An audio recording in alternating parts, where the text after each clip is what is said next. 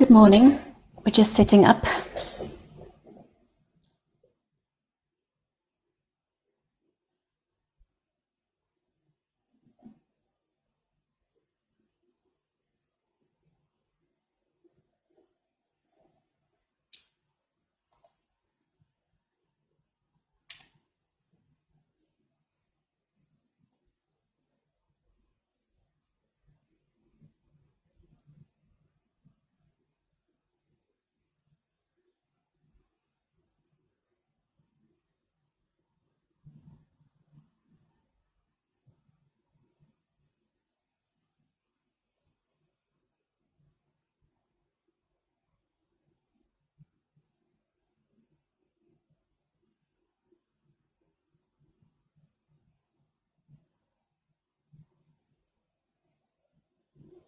Right, so I've got the go-ahead to start.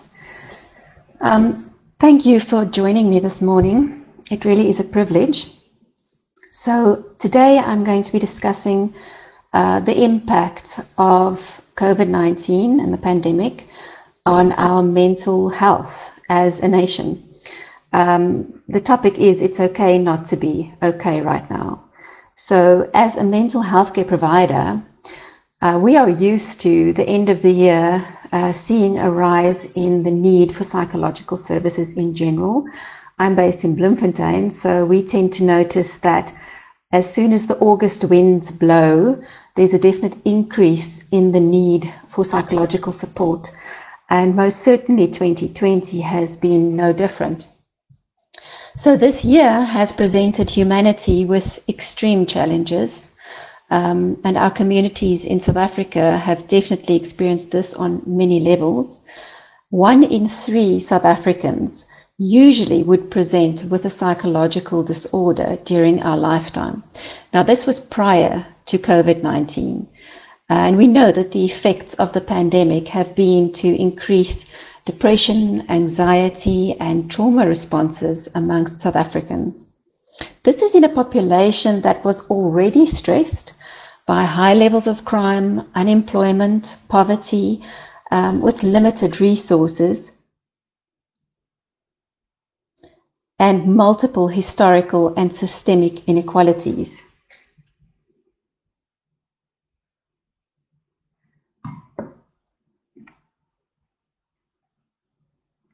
So as a species, humans around the world were confronted with a severe and sudden threat to our survival, and this required fast and radical changes to the way we lived our lives.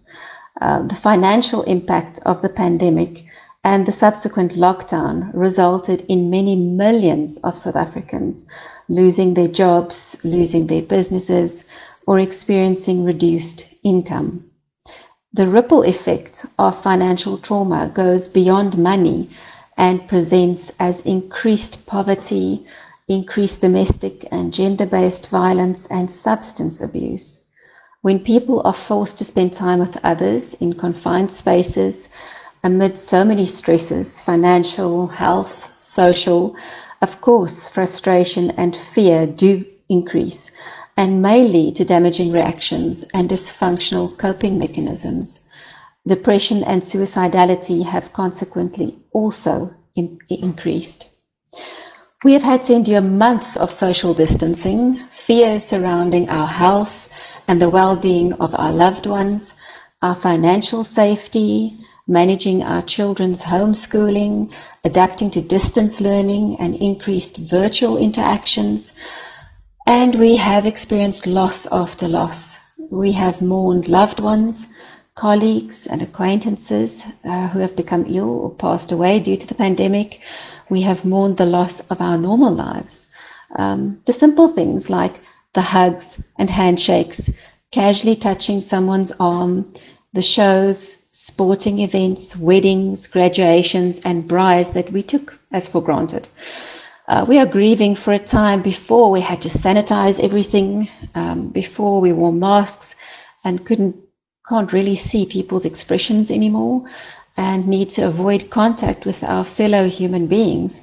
Suddenly now our fellow humans are a source of potential danger and fear. Particularly children and adolescents have been affected by the restrictions to interaction, and we must bear in mind that many of their important developmental tasks include close and physical contact with peers, and this has been changed drastically. Although homeschooling has allowed parents to become more involved in their children's education, which is a definite benefit, it has definitely affected their academic, cultural, physical, and social development in ways which we will probably only become aware of in years to come.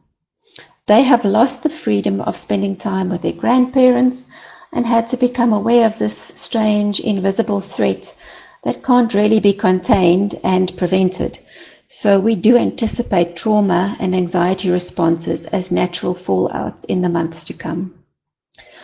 World Mental Health Awareness Day took place on the 10th of October this year, and it really could not have arrived at a better time. This year, the World Health Organization encouraged investment into mental health care across the globe. South African mental health care resources have been strapped in recent years, and we know that access to healthcare, and particularly mental health care, is quite limited in the public healthcare system, while in the private healthcare system it tends to be quite exclusive and costly. So these serve to limit access to mental health care providers, hence the immense need for increased investment in mental health care provision in our country. However, this is not the only barrier our population faces in receiving psychological care. One of our most important barriers to providing mental health care often sadly lies within ourselves. Mental illness remains one of our most stigmatized conditions in society, even though each one of us will be affected by either our own or a loved one's mental health problems at some point during our lives. Some of the common problematic and erroneous beliefs society holds about people who struggle with mental illness is that they are somehow deviant, dangerous, weak, or even faking it. Unfortunately, even our healthcare workers are not immune to such prejudicial attitudes, and of course we, their patients, are not either. Self-stigmatization occurs when we internalize these beliefs and generalizations and fail to access mental health care because we believe that we should just be stronger or pull ourselves together, or we're so concerned about the impact of receiving a psychiatric diagnosis on our career or our relationships that we avoid receiving help. We also fear being judged by our healthcare providers, our employers, colleagues, family and friends. Often this culminates in a situation where we lead lives of quiet desperation, numbing our distress with distractions and substances, and sometimes even work. So the silence surrounding mental health is one of the most insidious barriers to accessing treatment, because you cannot be helped if nobody knows that you are suffering. This is the tragedy of suicide, which sadly more frequently than we know and wish to believe is the final symptom of depression and severe psychological illness.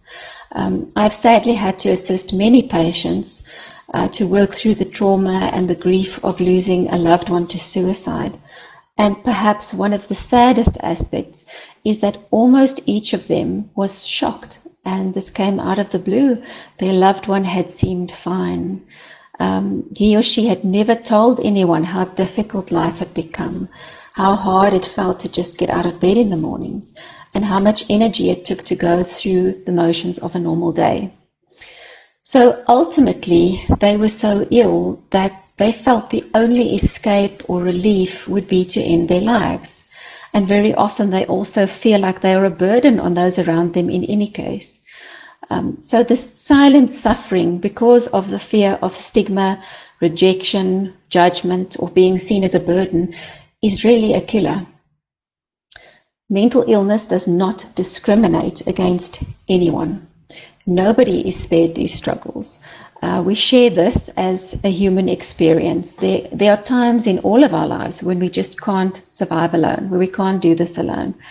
And sometimes we need more than just resilience and support structures and an exercise routine. So I have a particular gripe with what we tend to call toxic positivity. where we are expected to put on a brave face and suppress our true emotions. This is usually in order to spare making those around us feel uncomfortable. Our grief, our sadness, anger, frustration, feelings of low self-worth are just as valid as our courage and hope and resilience and faith. And in fact, they are dependent upon one another. But we tend to have become a social media society where we only show our successes, our Photoshop pictures, and our smiling families. Yet there's so much worth in sharing our struggles and failures and losses too, because this is what normalizes our human experiences, things that we will all go through at some point. And if we talk about them, we may be better able to reach out for help, guidance, and support, or even just that comforting feeling of me too. Someone else feels the same. However, the pandemic has brought some unexpected gifts. Prior to March this year, it was very unusual for psychologists to provide online or telephonic therapy, and in fact, many medical aids were uncomfortable covering teletherapy. However, once we had no other alternatives, we all had to adapt. And suddenly, I no longer only saw patients who were able to attend sessions in my office. The added benefits were that patients didn't have to negotiate sitting in the waiting room or walking out of my offices looking upset or taking time off from work. Now patients can access their psychotherapist from the containment and confidentiality of their own space. And psychologists, in turn, are more freely available because we're not bound to a specific venue. So receiving psychological treatment should be as normal a part of well-being as going for a run, eating healthy, spending time with your family, or going to the physio. And this is what will save lives. The more we normalize the use of psychological services, the less stigma and silencing we will be subjected to. As a clinical psychologist, I proudly tell my students, colleagues, and patients that I have my own psychotherapist, without whom I would most certainly not be the therapist, colleague, friend, and mom that I am. So we need to learn the lessons that COVID-19 brought us in order to be able to adjust to this new way of life. It forced us to slow down our lives, to consider others, particularly those who are frail of health, before ourselves. Now we think twice about everything we do, because we have learned that there can be significant consequences to even seemingly insignificant acts. For example, going to the mall when you're not feeling well. We have learned that money and status are futile in the face of this microscopic virus, and that our days are best spent in service of others and living a meaningful life, rather than focusing on outer world plans, which change very quickly, as we've seen. The things we will miss in the end, we've discovered, are the mundane, previously boring moments we used to spend with those we love the most. We need to increase our self-compassion, our mindfulness, and check our own prejudices towards the people we know who are struggling with mental illness. We can support our children and teenagers by encouraging them to express their negative feelings as well, by enforcing healthy boundaries and being involved in their school, social, and very importantly, their online lives. We can support our elderly and frail by maintaining virtual contact with them and checking on their needs. And we can become better partners, children, parents, and neighbors by investing in self-reflection and personal growth. So this October of 2020 should be the month when we start the conversation about our mental health. And by doing so, we permit those around us to do the same. We have, after all, survived a pandemic that changed the world and our lives. So it is okay to not be okay. Thank you for taking this time to listen to my message today. If you or someone you know is not feeling okay, please contact the South African Depression and Anxiety Group Helpline, SADAG. It's a 24-hour helpline, and the number is 0800 456 789. Thank you so much for joining me, and I hope to join you again in future.